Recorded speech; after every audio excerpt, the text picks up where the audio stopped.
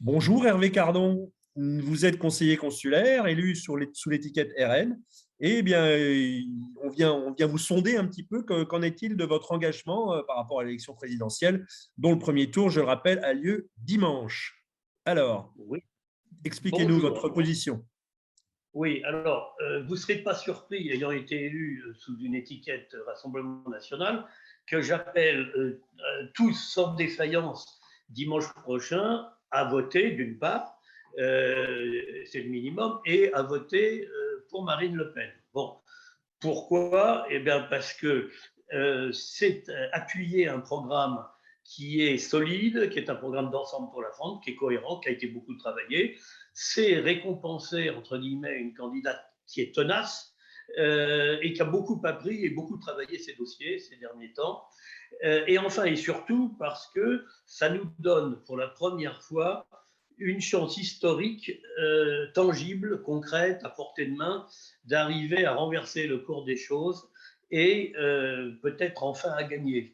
Vous qui souhaitiez vous abstenir, vous avez une victoire à portée de la main et ça se jouera à quelques voix. Donc, 4% marge d'erreur, il faut voter. Voilà.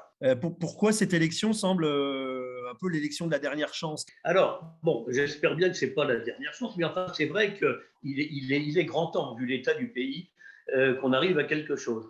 Alors, il faut bien voir que la campagne, on est l'épicentre, la droite nationale, et a été l'épicentre de cette campagne. Elle donne le ton, et c'est tout à fait justifié, parce que électoralement, on pèse au moins 35% des voix. Et ce qui est Oui. colossal, et c'est beaucoup plus que le clan Macron qui doit représenter à tout casser 20% si, au stricto sensu. Toutes les enquêtes d'opinion sur des sujets clés, sur les questions clés du pays, l'immigration, la sécurité, les libertés publiques, la justice, tout ça, nous donnent en permanence entre 60 et 60% de majorité de Français favorables à nos positions sur ces questions clés. Donc on a une majorité sociologique beaucoup plus importante que notre représentation électorale qui est déjà Ouais. très importante. Donc, Bon, c'est-à-dire que donc les idées sont répandues plus que les élus, on va dire. voilà. Et en parlant de ça, comment voyez-vous l'après-premier tour? A priori, il y aura, alors il faut que les gens aillent voter, il y aura un candidat de la droite nationale au second tour, si les On peut sondages le font. l'espérer. On peut Voilà. l'espérer. Mais quid après? Que pour la première fois depuis 40 ans, la France réelle va peut-être enfin devenir la France légale. Et c'est extrêmement important. Ça rejoint ce que vous disiez, c'est que les faits, les positions et le pouvoir rejoignent le poids dans le pays et les opinions répandues dans le pays. Voilà. Pour Oui, le, quid du deuxième tour et des législatives? Est-ce que vous avez déjà une vision de ce qui pourrait advenir?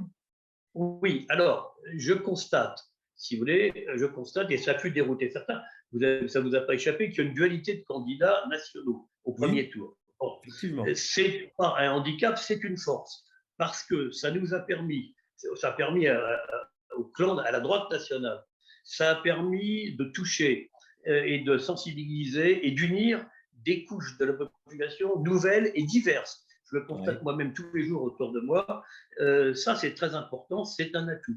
Il faut donc maintenir cette force, cette force qui est une vraie force, et il faut le maintenir au maximum. Euh, Entre les deux tours, ça c'est clair, quel que soit le candidat national, il faudra se rallier sans qu'il manque une voix au candidat qui restera en piste, parce qu'il faut bien voir que dans le fond, ce qui nous sépare est dérisoire par rapport à ce qui nous unit, qui est l'intérêt national avant toute autre considération, et c'est une différence, je dirais, de degré, mais pas de nature.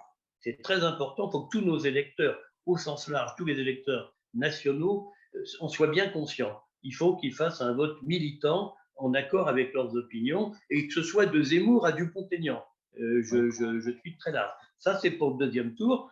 Et il faudra que cette dynamique unitaire que j'appelle et que j'espère, cette dynamique unitaire de vote national s'amplifie et se maintienne en tout cas impérativement coûte que coûte au-delà même des législatives, jusqu'au deuxième tour, ça c'est sûr, et bien au-delà même des législatives, parce que c'est la clé des succès futurs. ce soit pour conforter un président national élu ou une présidente, ou que ce soit pour faire une opposition qui prépare vraiment le terrain et qui limite les dégâts d'un éventuel Macron bis. Voilà, qui ressemblerait à un film d'horreur. Macron 2, le retour. Pour moi, ce serait un film d'horreur. Voilà. Donc, Bien, ça, c'est très important. merci beaucoup, Hervé Voilà. Cardon, pour cette vision à long terme, je dirais, de l'échiquier politique de la droite nationale. À très bientôt, Oui, merci. c'est nécessaire. Merci, à bientôt. Au revoir. La French Radio, Portugal.